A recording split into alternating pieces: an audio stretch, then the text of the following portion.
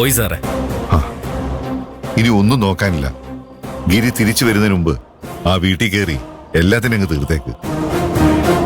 ഇനി ഒരുത്തനും ഗോപാൽജിക്കെതിരെ ശബ്ദം ഉയർത്താനുള്ള ധൈര്യം ഉണ്ടാവരുത്. ശരി ഗോപാൽജി.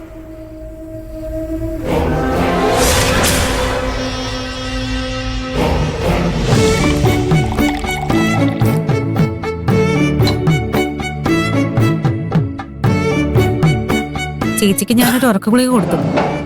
നന്നായിട്ടൊന്ന് ഉറങ്ങിയ ക്ഷീണം മാറും. എന്തായാലും ചേച്ചിക്ക് അസുഖമാണെന്ന് കേട്ടപ്പോഴേക്കും മരുന്ന് വാങ്ങാൻ ഗിരിയേട്ടൻ പാഞ്ഞു പോയല്ലോ.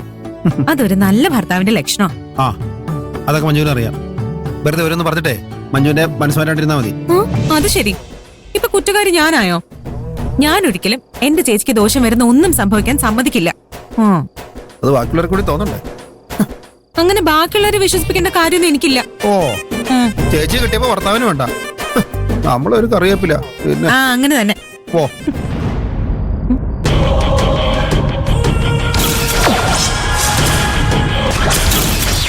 വക്കീലെ,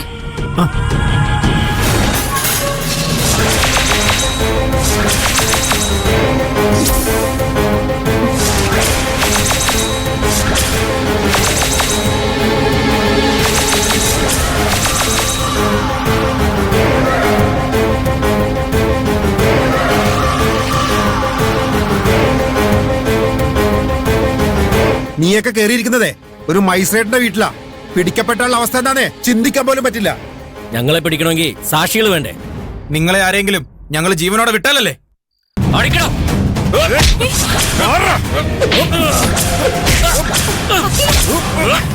അടിക്കണം.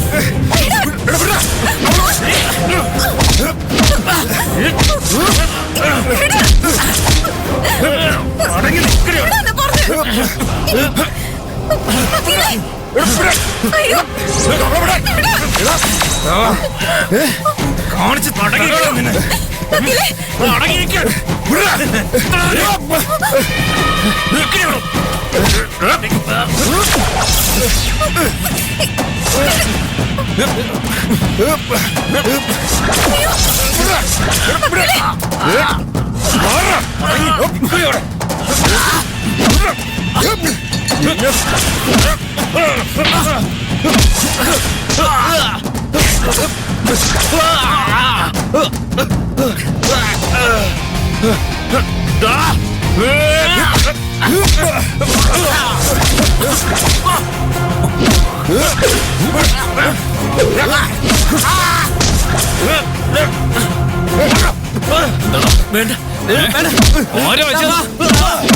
ചോദിച്ചു കേട്ടില്ലേ?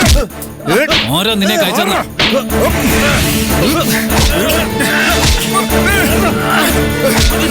ഓടിക്കോ.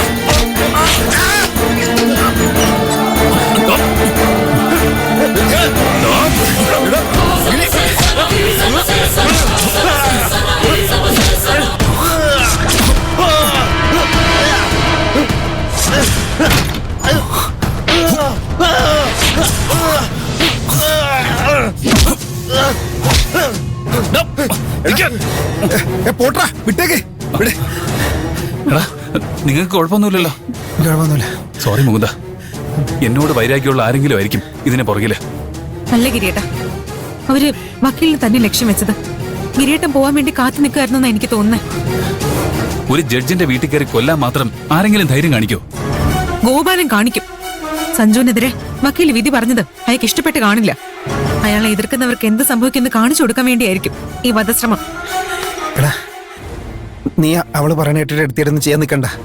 നമ്മുടെ കയ്യിൽ തെളിവുകളൊന്നുമില്ല. നിന്റെ കോടതിയിൽ ആ തെളിവുകളുടെ ആവശ്യമുള്ളത്. എന്റെ കോടതിയിൽ അതിന്റെ ആവശ്യമില്ല. എടാ ഗിരി,